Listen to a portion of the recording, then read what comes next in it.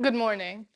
When you really think about it, standing should be easier than walking. It uses less energy and it requires less effort. But most people get tired very fast while standing. But walking people can do for very long.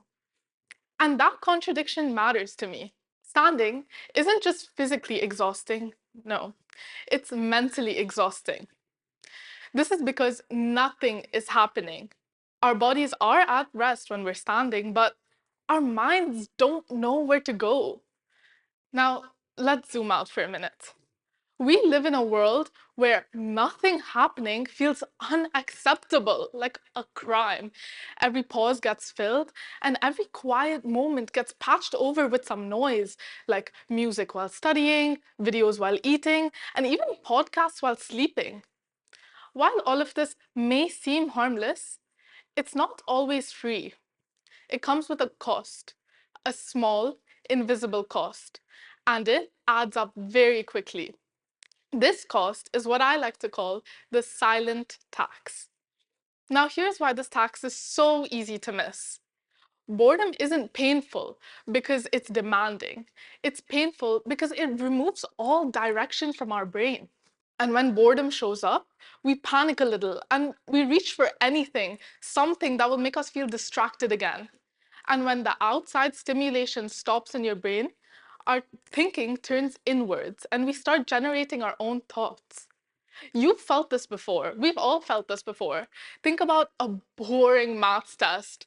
The question is staring at you right in the face, and you know you have to solve it, but your thoughts go in 1,000 different places. You start ticking off the clock on the wall, or like an awkward conversation that you had 3 weeks ago that you replay over and over in your head until you finally get it correct. None of these thoughts showed up. We didn't ask for this to come during the maths test especially, but it showed up anyway.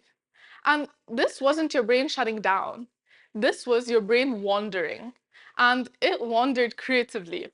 And there's a reason for this. When our brains are not focused on a task, they switch into something called the default mode network. And this network focuses on self-reflection, memory, and connecting ideas that don't seem obvious to us. So in other words, this time is when our brain organizes itself. Now, here's where this silent tax comes in. We don't always let this wandering finish. We always interrupt this wandering by scrolling on social media or watching a video or listening to some music, and our thoughts never get enough space to completely develop. And this doesn't seem harmless to you. This may not seem like anything now, but slowly over time, you will see changes. Maybe your attention starts to weaken, or you're reading a book or a magazine and you have to read the same page over and over again until you actually can render what the lines are saying because you can't retain it correctly. Or your thinking gets shallow. You stop questioning the world and just take everything in as it is. You stop thinking, who am I? What are my actual likes? What are my interests? And what do I not like in life? Stop questioning anything and just think so shallow because of this. And that's the silent tax. Not something that's thrown at you all the time, but something that takes away from you slowly. And when your brain starts depending on this constant input from the outside world, you will stop thinking and generating thoughts and momentum altogether.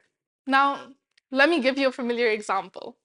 When you're on the phone and you're calling like a business or a credit card company, and they say, hang on a minute, I'm gonna put you on hold, and they play the little funky tune, and then they put you on hold for like hours until you actually talk to someone. Yeah, the funky music there is called hold music. And this hold music, when anyone listens to it, they don't think, oh my God, this is the best song I've ever heard.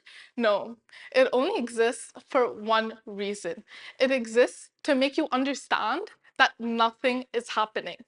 Silence makes us feel more bored much quicker and makes us way more reckless. And this music, even though we're waiting for the same amount of time, makes us understand that we're actually bored. And this whole music is different from the regular music we listen to because that is distracting you from being bored. But this one is making you live in it and make you understand yourself. And that's the shift we need to have. So the next time you encounter a pause or a quiet moment to yourself, don't rush to brush it off or don't erase it away. Stay in it. Embrace the silence. Think about the ticking clock on the wall or the awkward conversation, or plan for your future self.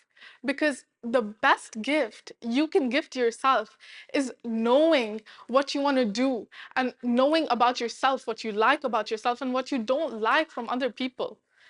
And I'm not saying, oh, you have to love boredom or you have to give up your phone and never see social media again. No, don't do that.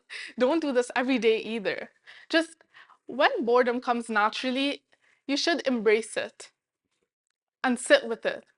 Because in a world where everything is fighting for your attention, it is not a weakness to have a moment of peace for yourself. It's actually an advantage.